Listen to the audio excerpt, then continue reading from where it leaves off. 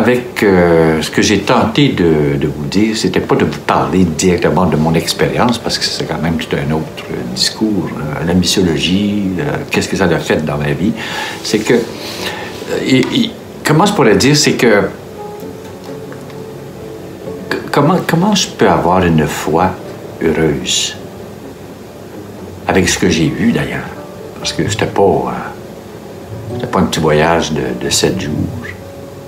Mais comment est-ce que j'ai fait pour avoir une foi heureuse, ou tenter d'avoir une foi heureuse?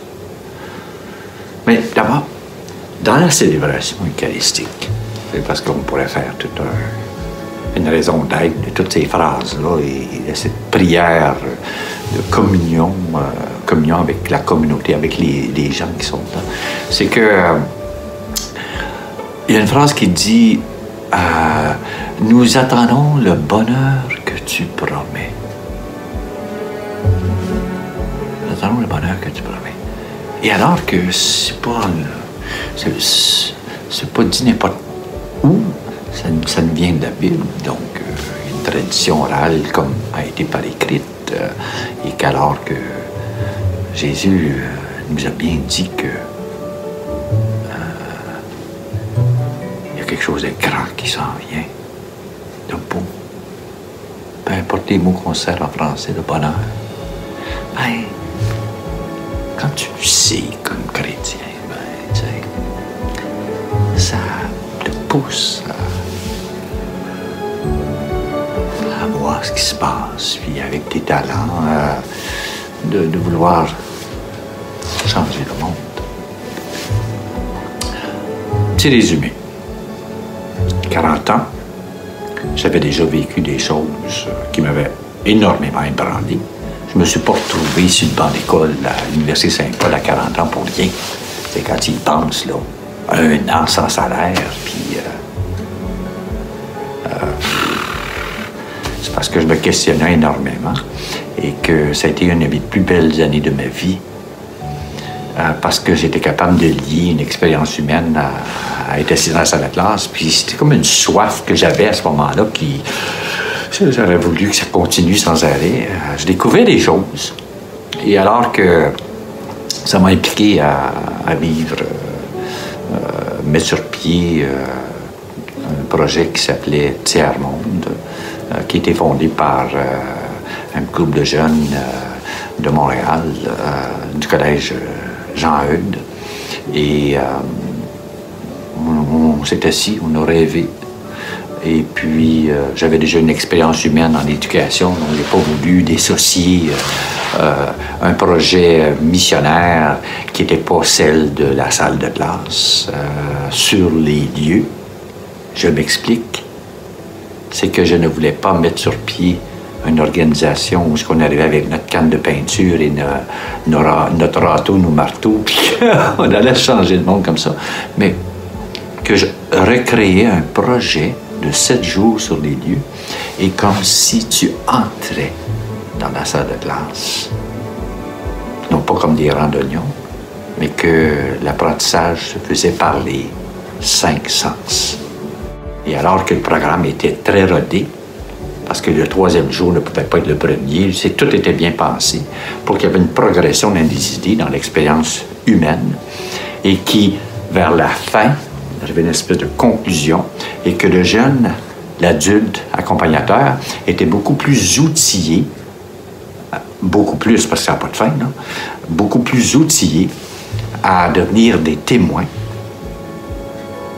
à devenir des transformateurs de paix,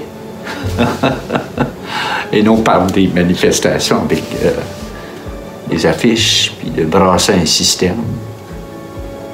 Et que le programme nous montrait que par un système d'éducation, on pouvait changer le monde.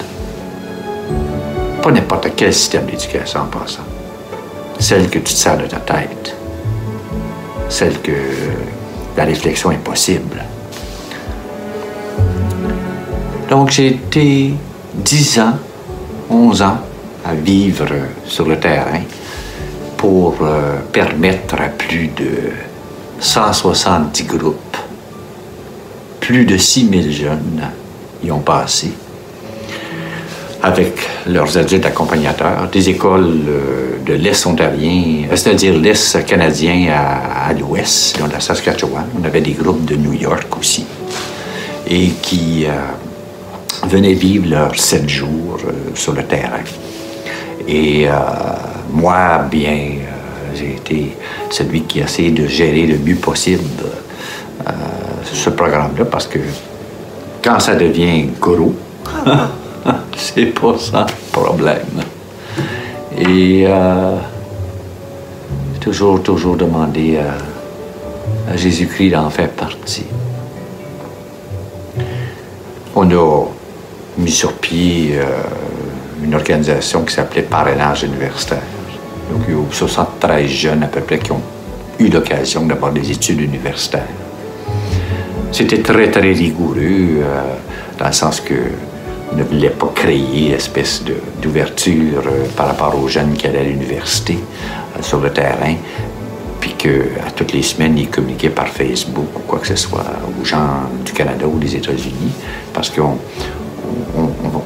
entrait dans quelque chose de compliqué qui s'appelait l'inculturation, et qu'on leur donnait le désir de faire leur valise, puis de s'en venir dans notre pays, puis vivre comme nous, alors que ce n'était pas l'intention du projet. Et donc, c'était quasiment pas permis d'avoir des conversations autres que pendant les 7 jours avec des gens de la place. Il y en a qui m'ont créé des problèmes, mais c'est pas grave, je suis capable de pardonner. Mais 90% du temps, ça a fonctionné. Ça veut dire que j'ai passé pour le gars assez rigoureux, dur parfois, qui n'a pas été accepté par tout le monde, mais c'est... Il y en a qui m'ont vu comme un contrôleur. Je ne suis pas du tout.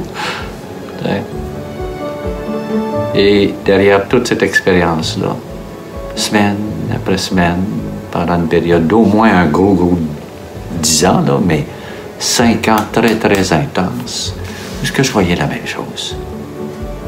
Parce qu'on répétait le programme à chaque groupe qui venait de